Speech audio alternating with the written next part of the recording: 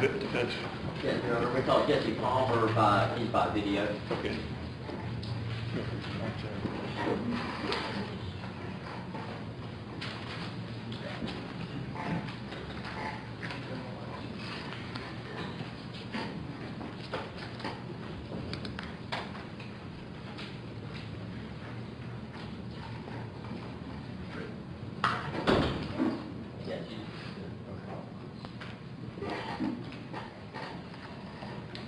Recording order, please swear the witness.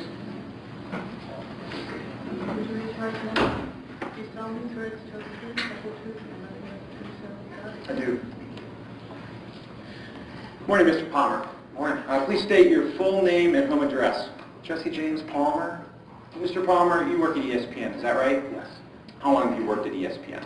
Since 2007, August 2007. And what position do you currently hold at ESPN? College football analyst. Have you had that position as college football analyst over the 7-year period at ESPN? Yes. And what are your responsibilities as a college football analyst? I work on studio shows. I also provide color for games, for events, live events. Because someday we may be showing this video to a jury who may not be as up-to-date on ESPN and football as you are, can you just explain what you mean by provide color for events?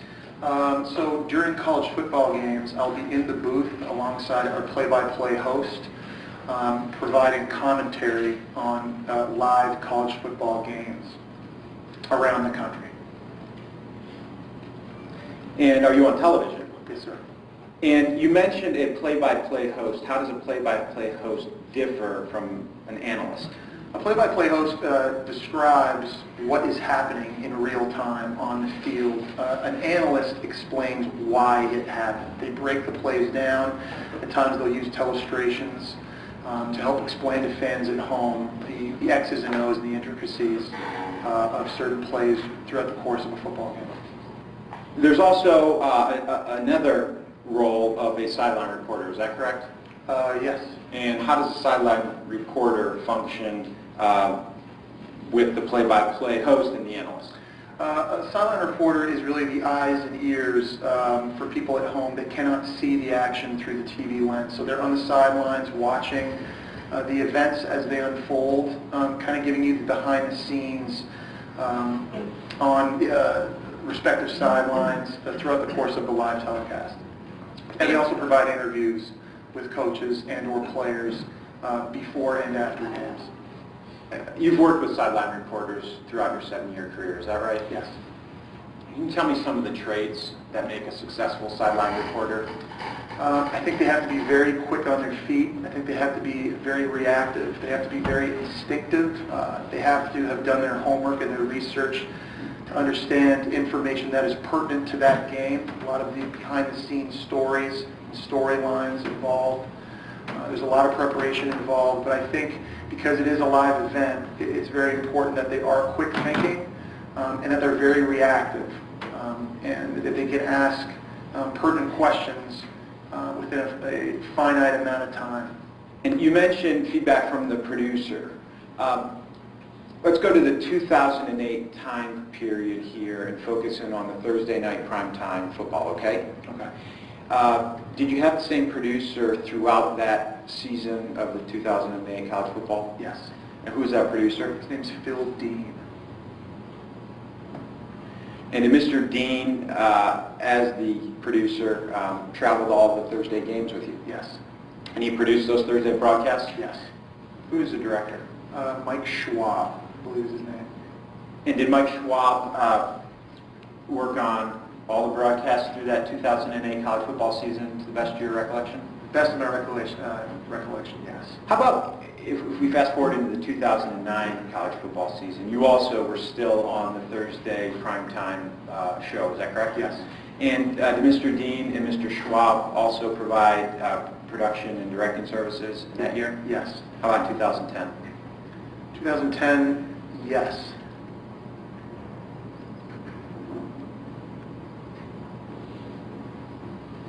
Besides the producer and the director,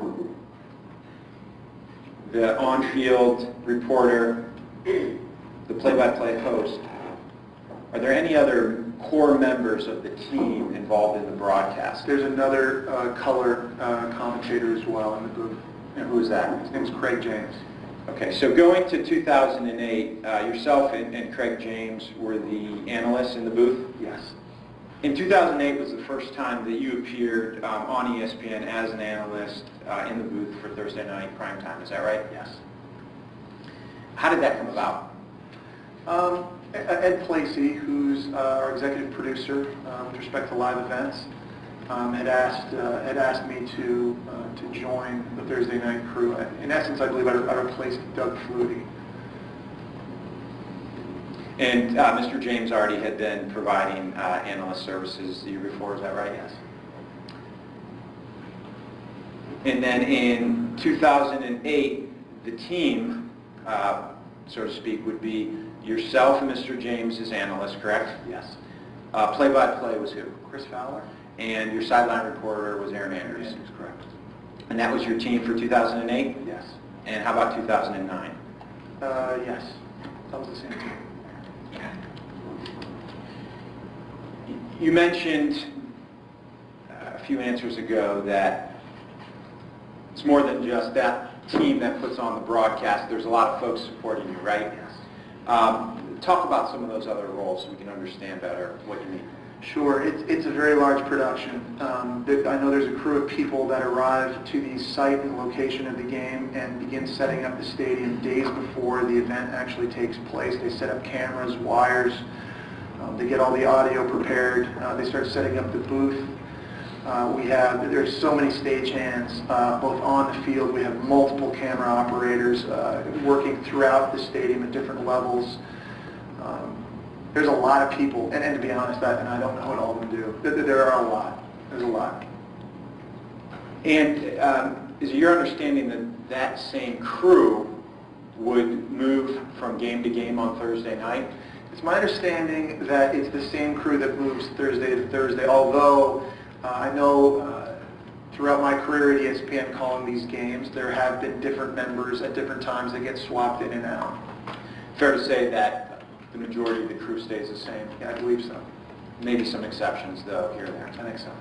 And you mentioned some of the crew gets there many days before. How about for the broadcast team? And when I use the term broadcast team, I'll go back to you, Mr. James, Ms. Andrews. Sure. Generally, we would arrive on the Wednesday before the game. The Wednesday morning before the game was live on Thursday night.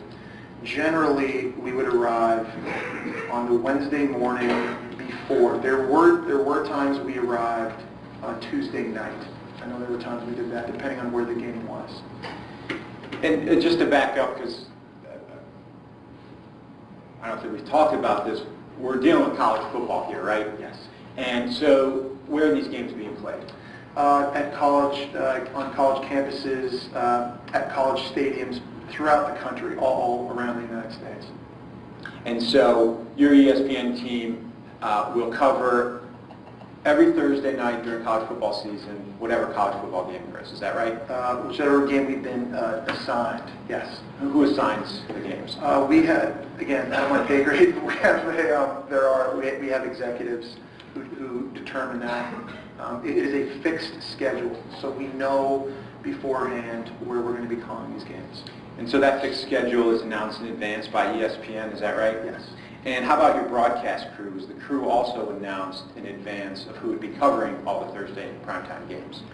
I don't understand the question. When you say announced, what do you mean? Was it known, if I wanted to find out who's covering the Thursday night game, is that published in advance by ESPN? I don't know. I believe, ultimately I don't know. I know our team is assigned. We're told from our executives before the season begins that we'll be working together. I don't think I've never seen a public announcement before the season stating who is going to be on the Thursday night team. But before the season started, ESPN did select its team, and you knew to plan to be covering every Thursday primetime game that ESPN would be covering. Is that fair? Yes. You said you typically would arrive to the site the Wednesday before the game, so the day before. Is that right? Yes. And why would you get there the day before? What purpose? We had to interview the home team's coaches and players. And normally those meetings, there were exceptions, but normally those meetings were held around the noon hour, sometimes earlier, and it was really important to arrive at no later than Wednesday morning so that we could be present physically for those interviews. And the interviews with coaches or players, were those conducted by yourself or others? They were conducted, we were there, our crew that you keep referring to, Chris Fowler, Craig James, Erin Andrews, myself, Phil Dean, and Mike Schwab. They were generally held with us in person in the coaches' offices at the stadium or wherever their football offices were. There were times where we would have to meet the coaches in a hotel. There were times where we would have to conduct those interviews over the phone. And when you traveled to the site, would you travel together? No. Generally, we're all coming in from different airports or driving in from different places. So we would generally, there were times where we would meet at the airport and drive over together if the flights worked out that way. A lot of times, obviously, we just met at the hotel. And that, talking about the hotel at the venue where the sporting event is, right? Correct. And who made your travel arrangements? We have a travel department at ESPN that books all of our travel.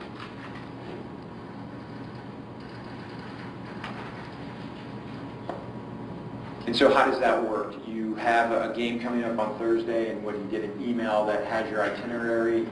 Generally, they want the talent to call into or email and get with the travel generally weeks before, to try to set everything up. Now, there are times, because of the schedule isn't always consistent.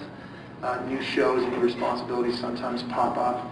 Things have to get changed, and there are times where the talent, it literally is maybe the day before, sometimes the day of, that you're in contact with travel and setting everything up. When you use the word talent, are you talking about the broadcast crew? Yes, play-by-play, color announcers, and sideline reporter. And is that a term that is used at ESPN? Yes. What about any type of rooming, sort of specific rooming requests? Is that something you would make through ESPN Travel? I've never done that. Do you know whether you could? No, I didn't know we could. Did the broadcast team and the surrounding people, was it typical that you all stayed at the same hotel when you traveled? Yes. How about on the night before a game, that Wednesday night? Were you typically, though, at the same hotel? Yes. And who decided what hotel that the ESPN crew would stay at? I believe it's up to ESPN and travel. And in your experience, were those hotels typically located closest to the universities where the games are being played? There were times. It really was kind of all. There were times where it was very close. There were other times where we sometimes stayed in a town close by, depending on, I guess, what availability was or what the options were. Generally, it was in the same city or town that the game was being held. For a particular Thursday night event, did you receive any type of rooming list from ESPN that showed the members of the team from ESPN who were going to be there for the broadcast? I did not. Do you know whether anything like that existed? I don't. How about when you were staying at the hotel? Was there anything published showing which hotel rooms various members were staying in? To my knowledge, no.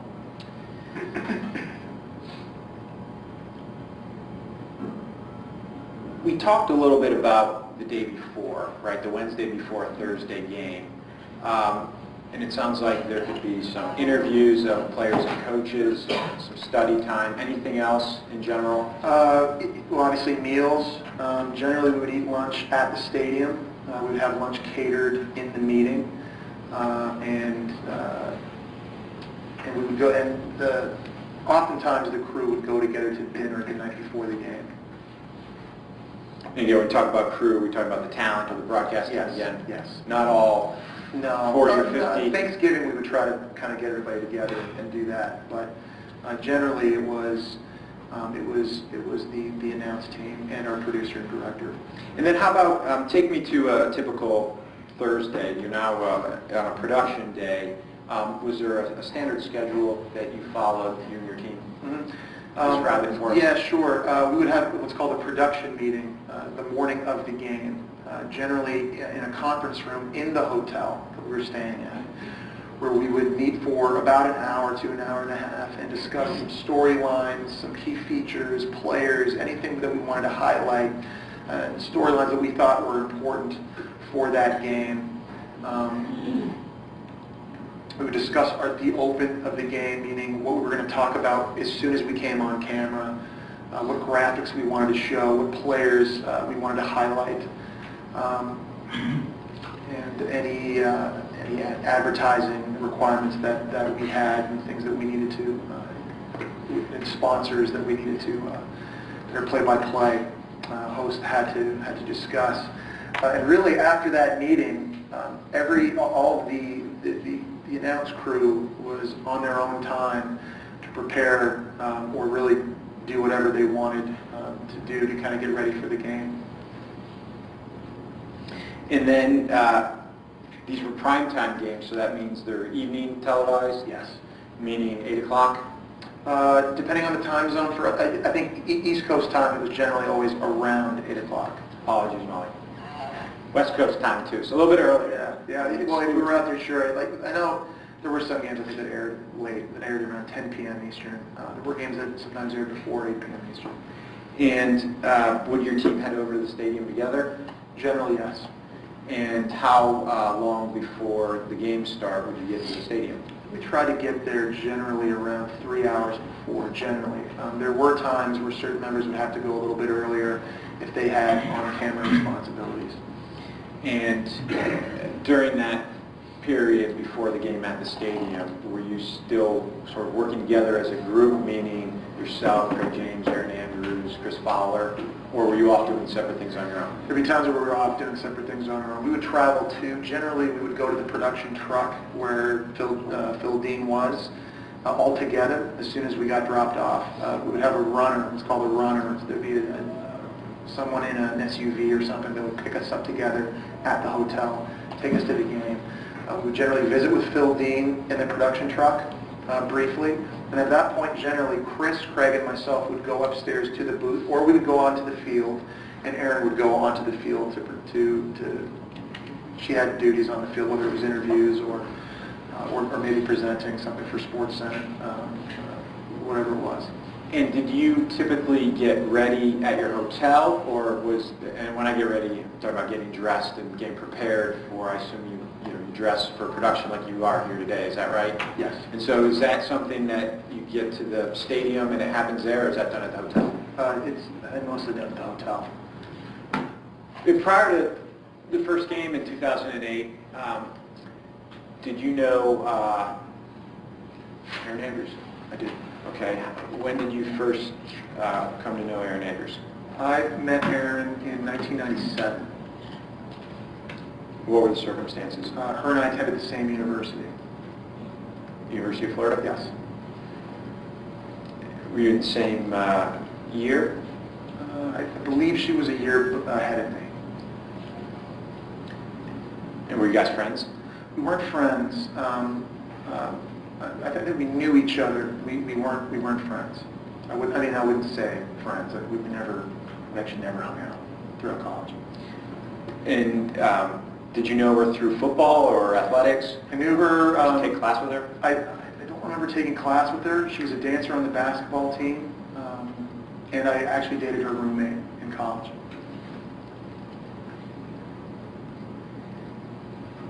After college, did you ever cross paths with Erin Andrews for professional reasons before 2008 joining the broadcast team? 2007 I had at ESPN, because that was my first year at ESPN.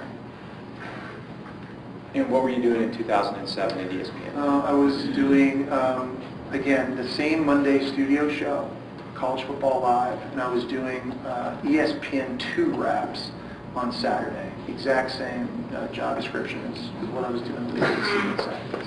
And what were your dealings with Miss Andrews in 2007? I think there were times at different events, maybe if I was providing studio analysis, that we were in the same place. In fact, to the best of my recollection, I believe the first time I met her in 2007, or saw her in person, was actually at the Rose Bowl in 2007 in Pasadena, which was at the end of the season.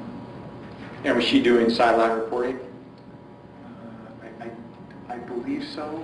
I can't specifically remember, but I believe so. And could you give us an estimate on a weekly basis, sort of how many hours you had to put into that Thursday night broadcast? Sure. Well, I would say for myself personally,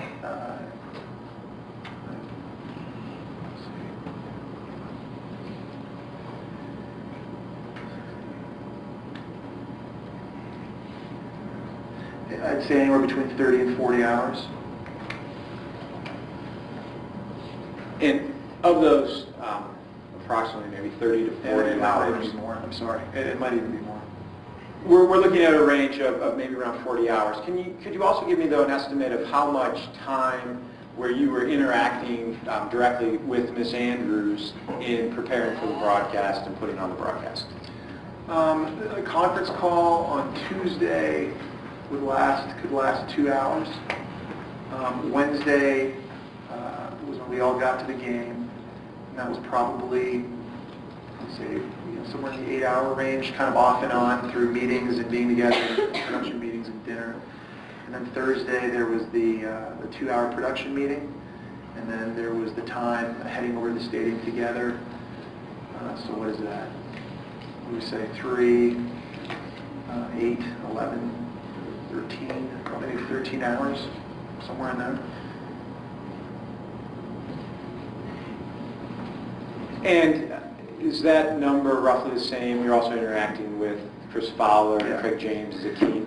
To clarify that, it's certainly not 13 hours of one-on-one direct communication. It's kind of, everybody together in the same space like this, talking about the game and being around each other off and on.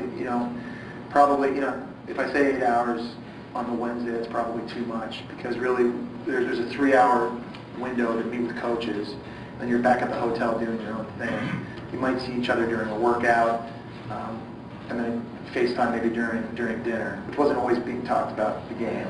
So it's kind of hard to say exactly, but certainly Wednesday was the day that I think we had the most FaceTime together, the crew together. That's fair. Would you agree with me that sort of the success of the broadcast really depended on the success of your team working together as a cohesive group? It's very. I think the chemistry of the group is very important. I don't think it's maybe not the most important thing, but I think certainly in my experiences, if there is good chemistry on the team, generally the broadcast, I think, quote unquote, feels better. I think for people at home, I think it seems more organic, and when it looks like people on the crew really genuinely like each other. And how would you rate the chemistry of the team in this 2008-2009 time frame? I think it was great. Why do you think the chemistry of your team in 2008-2009 is great? I think we all genuinely liked each other. I think we genuinely liked working together, and I think we enjoyed being around each other. Personally speaking, that was a game that was a day and a game that I look forward to every week.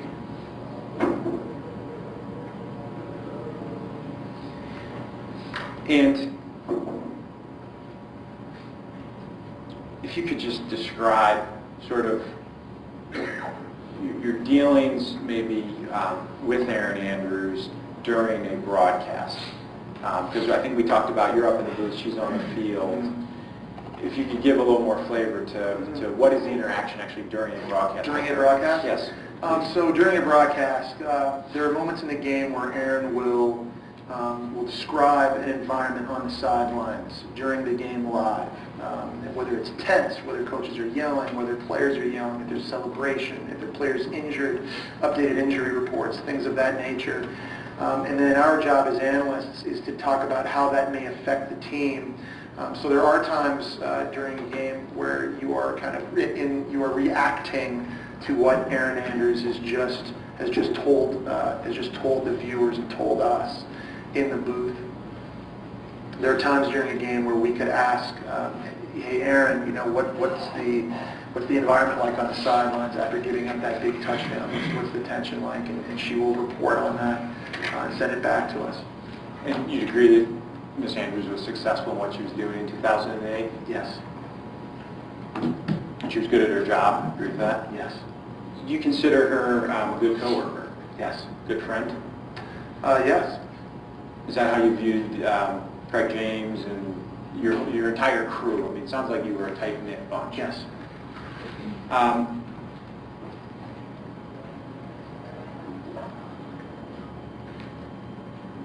Would you agree that putting on a broadcast was also a stressful environment? Sure, yes. And why was it stressful? I think when you do live television, it creates that stress level. Again, I think for all of our jobs, you really need to perform. And I think that we all have a lot of confidence in our own abilities. But at the same time, when it's live television and you don't know what the outcome is going to be, there is that anxiety level and there is that stress level. I think that carries into each every week. And I think, for me personally, that's one of the reasons why I like the job so much, because I think in a sense you do feel like you are performing, and it does kind of put you on edge. And you'd agree with me that Ms. Andrews was pretty popular in the media in the 2008 time frame? Yes. Do you have any observations as to why she was so popular? For myself, I think she was popular, because I think she was very well respected. I think a lot of men also in the 2008 time frame. I think in general, I think they find her very attractive. I think physically, there's a fan base that that follows Erin Andrews. I think it's for multiple reasons. I think it's for her professionalism. I think it's also for I guess physical beauty. I guess. Is she the same person off screen as she is on screen? I don't think so, but I don't think any of us are. I think there's a performing, there's a level that you have to perform. There's an on-camera persona that I think we all have, and which I don't think is always consistent with our own personalities. Do you get anxious before a game, before sort of going live on the camera? I do. Yeah, sure. Do you know whether Ms. Andrews did? You ever talk to her about that?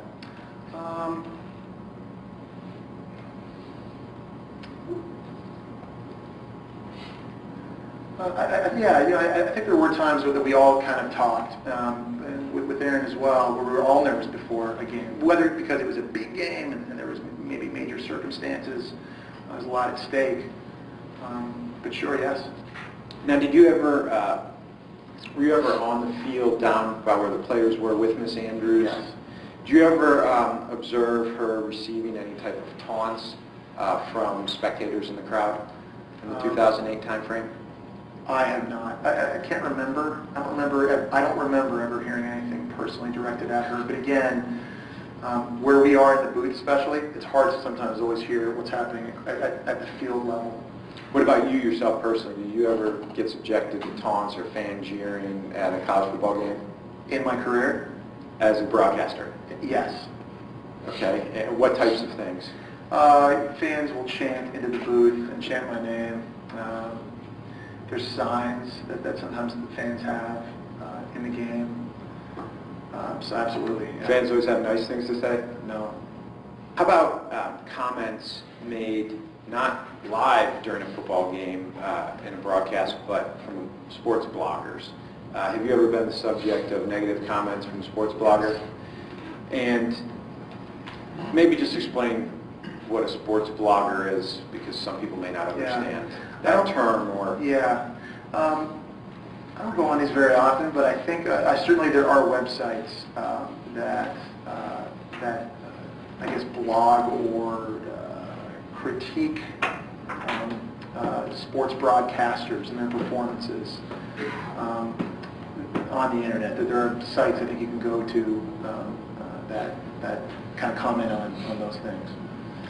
And they've commented on you on those blogs before? I think so, yes. Does ESPN do anything as an organization to monitor what's being said on the blogs, to your knowledge? I don't know. To my knowledge, I don't know, but I try not to go. I try not to go on.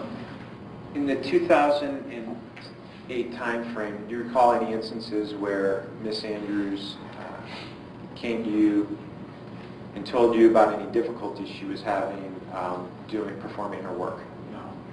I want to shift then topics real quick and talk a little bit about the Vanderbilt, South Carolina game that was in September of 2008, okay? And that is a game that was at Vanderbilt, is that right? Yes.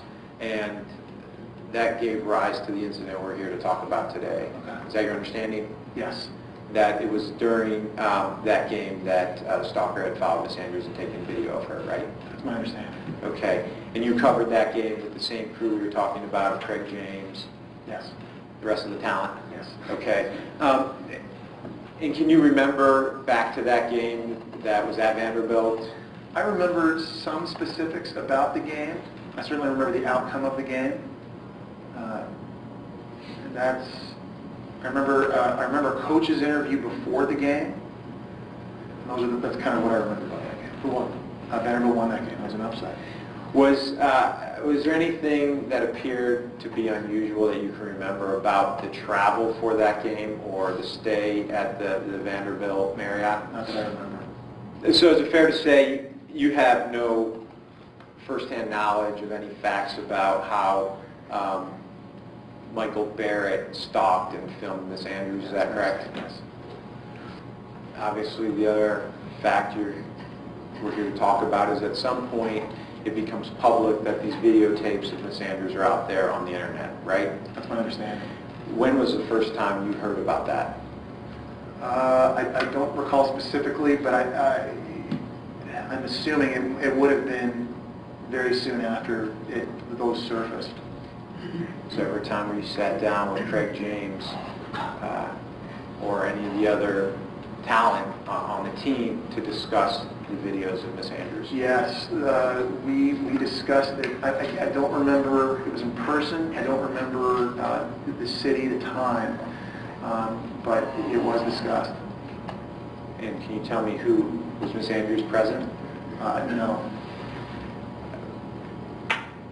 So Miss Andrews wasn't there, but it was you, Craig James, Chris Fowler, your producer, anybody else? I don't remember exactly who it was. I know I'm sure I spoke to Craig about it, probably Chris Fowler as well, probably Phil Dean as well. And I don't know if it was all at the same time or if it was individual conversations with those people, but certainly we discussed it. Well, what can you remember that was said? I think it was more, from what I remember, it was more along the lines of, can you believe that happened? I was not aware of it happening at the time that it happened. And I think some of the conversation was us trying to remember that game and that situation, that environment. I've never seen the video. I think they were trying to explain to me what had happened, because I also didn't know what had happened. So I think it was trying to figure out what the situation was, how the person did it, where were we, and it seemed pretty unbelievable. And how was she coping with it? And what was said about how she was coping? From what I can recall, I think it was, it was difficult for her. Obviously, it was a very difficult time, and that she was struggling with it. And because I did not have knowledge as to how she was doing with it. I hadn't talked to her about it. I think some of these other people had, and I think I was just trying to hear from them how she was doing. Do you recall, after the videos were being talked about in the press, did you speak with Miss Andrews at some point before the college football season started in 2009? Yes. And I think we said this earlier, but it was the same broadcast crew from '08 that started in '09, right? Yes. And in 2009, football season begins the first Thursday of September. It can. It could be the last week of August. I'm not sure when that season started. And Miss Andrews was part of that broadcast team for that first Thursday night game in 2009, correct? Yes. Was there any discussion that you had with the talent and your broadcast team about whether Miss Andrews was ready to do that Thursday night broadcast? Not that I can recall. You recall anybody raising any concern that because of what Miss Andrews had undergone, that she was not prepared or not in a situation where she should appear as part of your broadcast team? Not that I can recall.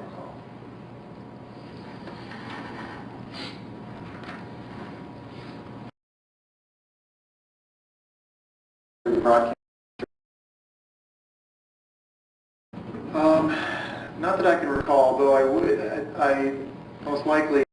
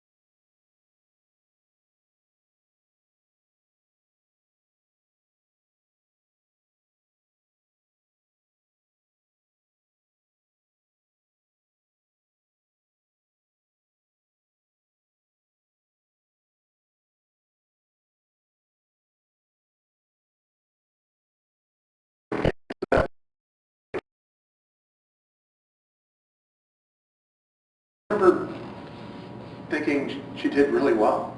Is it 2009 similar to 2008 in that there was 14 games? I believe so.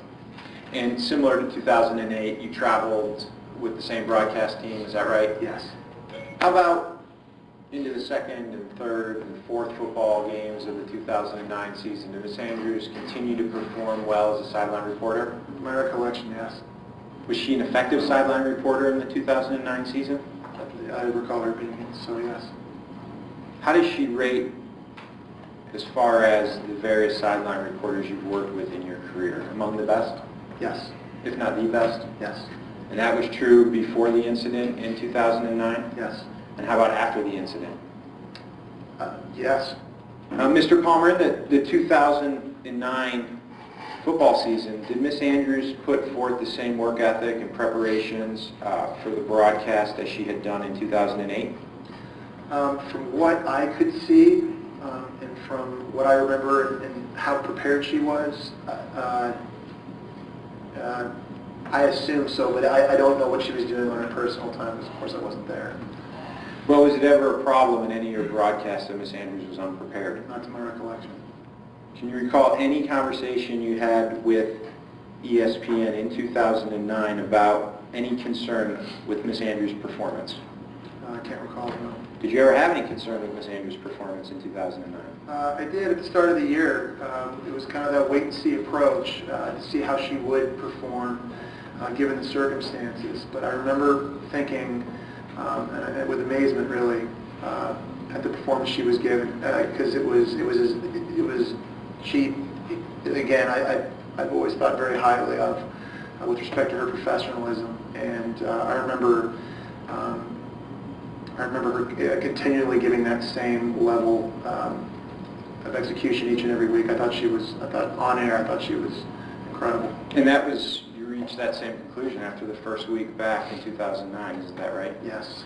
You didn't treat her any differently in 2009 after the incident, did you?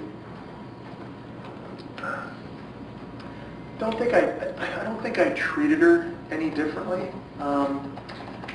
After that incident, I think I was very aware of her and potential sensitivity, but I don't think I treated her differently. But again, I also never spoke to her about it,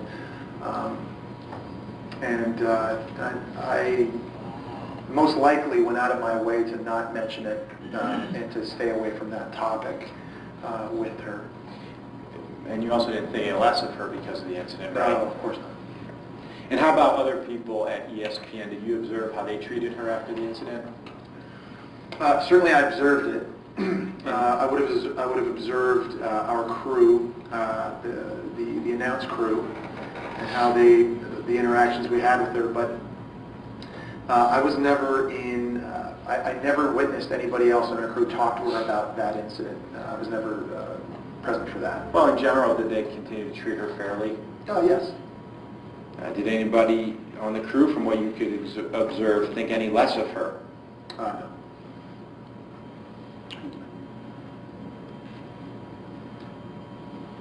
Do you observe Chris Fowler or Craig James treating her with any less respect after the incident?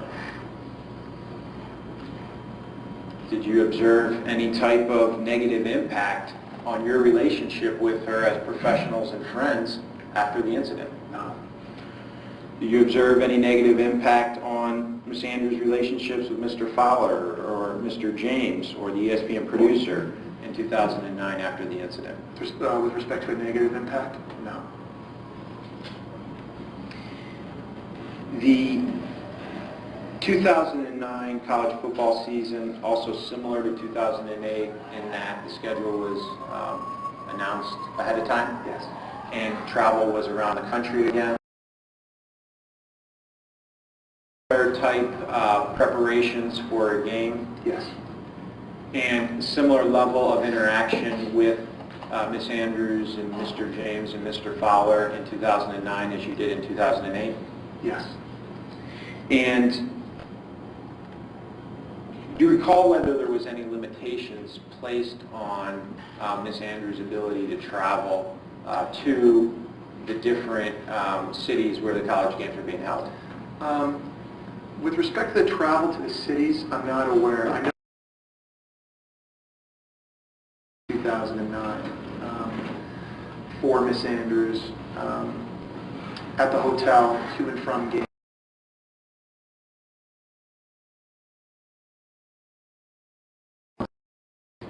Did you remember hearing that Mr. Barrett had been arrested? Yes. ESPN made any changes to its travel policies in the 2009 football season as a result of the Erin Andrews incident? I can't recall. And again, in my experience, I'm pretty sure it was, for me, in my travel policy and kind of how I was organizing my travel, I think it was the same.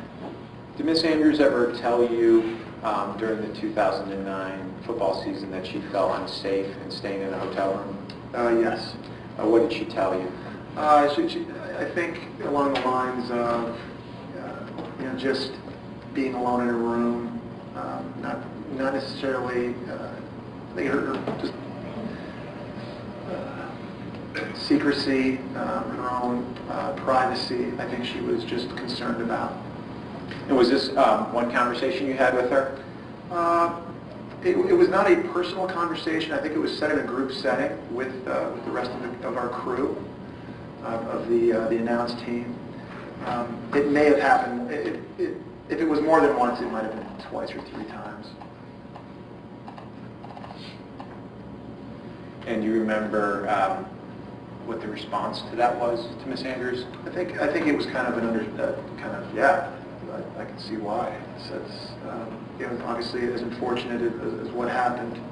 I've obviously never been in a situation like that. I don't know what that feels like, but certainly I could understand her and her unease. I think after that happened, I think really the way we all felt. After Michael Barrett was arrested, did you talk either directly to Ms. Andrews or in a group with your team about the fact that he had now been taken into custody? I can remember maybe a conversation amongst all of us. And what very quick. Well, what can you recall about the conversation? Just the fact that he had been detained or arrested, and that I think that put her at ease a little bit. But I think the problem was, that there may be more people like that out there, and how that could, what could happen now that the precedence has kind of been set. And is that something she said to you? Yeah, I think, and it really kind of brought up in the crew. And what did ESPN do, if anything, to address that situation? From my knowledge, I just saw more security present at our games. I'm not exactly sure what they did and how they got with her and how they set up their schedule. Just from my own perspective, I just saw more security present at games. I know it was something that ESPN, I think, took very seriously. Did anybody from ESPN or you say in words or substance that this feeling uncomfortable or safety issue that you just talked about was to such an extent that Ms. Andrews shouldn't travel to games or shouldn't cover broadcasts? I don't remember that being said. The incident have an impact on your friendship with Ms. Andrews in any way? No. Do you guys still remain friends today? Mm-hmm. That's right, yes. Thank you. And when was the last time you spoke to Ms. Andrews? The last time I saw her was on the sidelines at the Super Bowl here in New York City.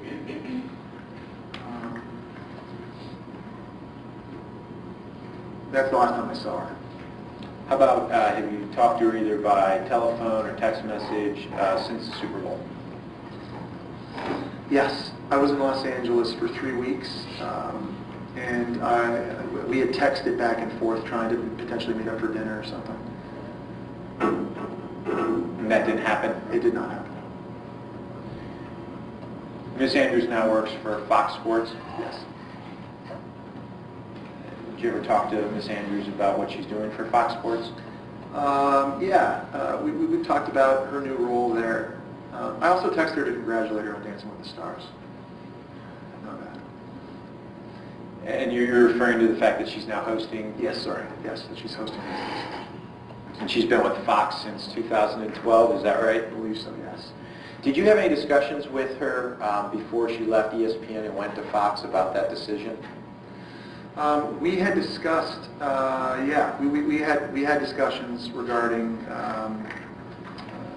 this was kind of in that time frame before she had actually signed with Fox. Yes, we had. What did you and Ms. Andrews talk about in that 2012 time frame before she went from ESPN to Fox? Her opportunities, the people she had been meeting with, as well as my own, because I think our contracts were up at a similar time.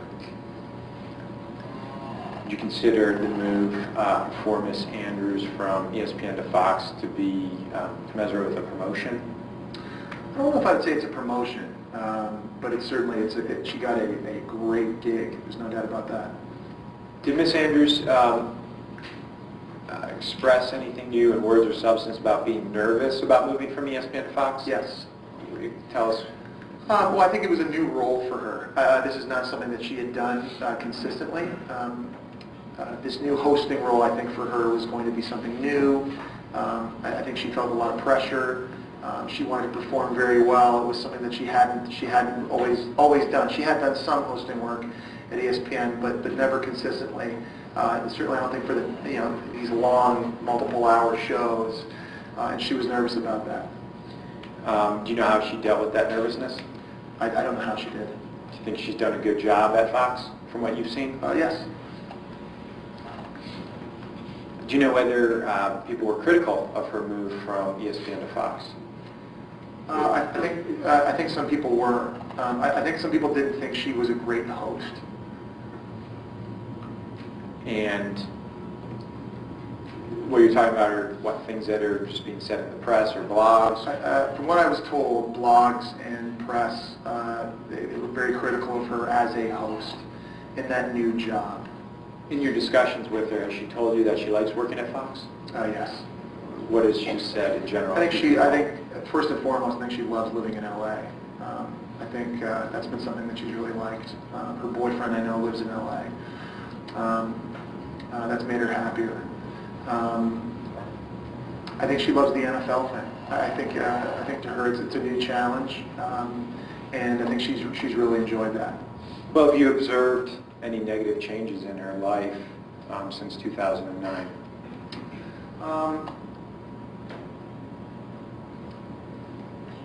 Personally, I haven't seen anything that I would consider negative since that. Go back to 2010.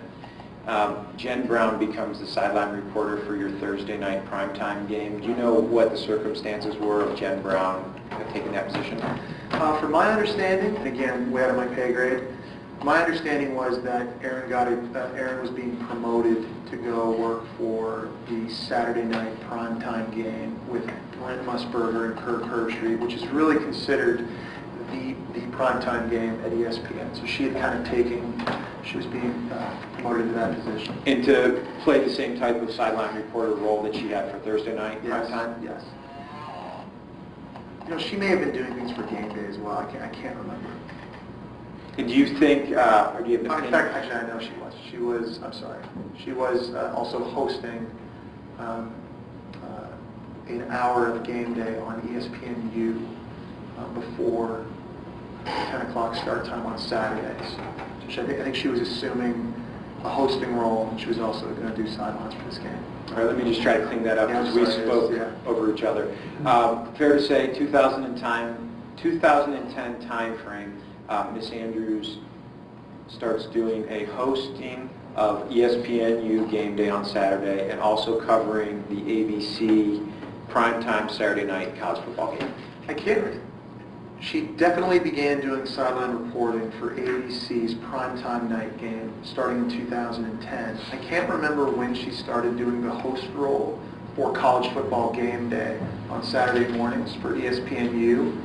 I don't remember if that was 2009 or if that was 2010, but I believe it was somewhere in that window. And you referred to that move from Thursday night primetime to Saturday night primetime on ABC as being a promotion. Do you believe Ms. Andrews earned that? Yes. Do you believe she deserved it? Yes. Was there any concern about her ability to deliver on Saturday night football primetime on ABC in 2010? Personally, for me, no. What about at ESPN? Ms. Andrews also did Dancing with the Stars as a contestant, isn't that right? Yes. Do you recall whether Ms. Andrews was excited to be doing Dancing with the Stars? I believe she was really excited. I also believe she was really nervous. Why was she nervous?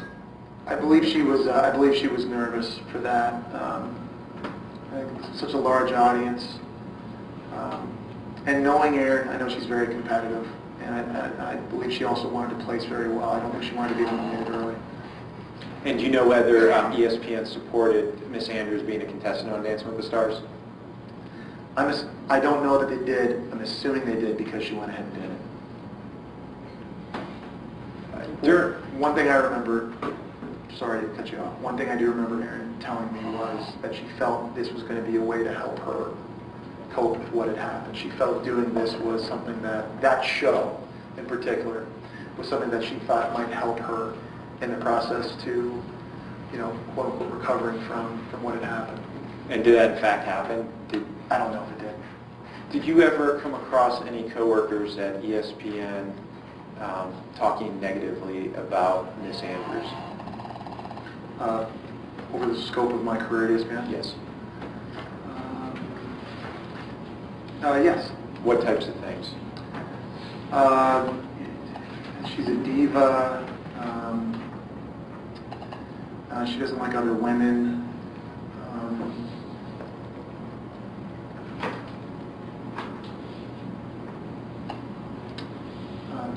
Off the top of my head, those are two things I would say. Do you agree with any of those statements? No. Did you have a good experience working with Miss Andrews? Yes. Would you want to work with her again? Yes. And did she ever say anything to you in words or substance that the stalking incident had a negative impact on her family relationships?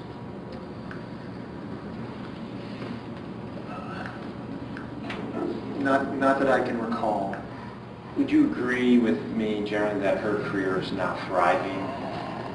Yes. Hi, Mr. Palmer. As I said before, I'm Molly McKibben, and I represent Ms. Andrews. And I just have a few follow-up questions for Mr. O'Day. He asked a lot of good questions, so I don't really have a ton. And you said that when you work, there's kind of two personas. There's the one that you're bringing to work, and then there's obviously a private persona. So who you are when you're on set and when you're interacting with people like Erin and Craig James and Chris Fowler is different than who you may be in your apartment or at home with your family. Yes. In your interactions with Erin prior to 2009, when she found out about these videos, did you find her generally to be a happy person? Yes. Did you find her to be a carefree person?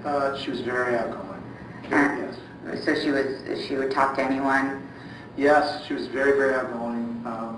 Yeah, she just great energy, very sarcastic, just all over pop culture, just comedic timing, all those sorts of things. And her job as a sideline reporter, as opposed to what you're doing in the booth, I know you kind of discussed it before, but she is probably closest to the fans out of all of you while she's working during the game. With respect to physical space? Correct. Absolutely. And so she's more open and exposed when she's down on the field as opposed to you guys who are up in the booth. Sure. You said that prior to her finding out about these videos, she was a very outgoing person. After she found out, did you find that she was still as outgoing? I remember in meetings, in our production meetings, I remember thinking, because really, when I go back to that first game in 2009, you know, and just then, I remember myself personally, that wait-and-see approach. And I think I was paying more attention to her in meetings, kind of off camera, just to kind of see how effective she was, if she was effective. Off camera, I do remember her, I thought she was a little bit more quiet. I think she was a little bit more reserved than maybe she normally was during these meetings. I remember being and telling Craig and Chris after the first game, after the performance, being on the air, I said, I can't believe she did as well as she did, because she's a pro. But I do remember early thinking she was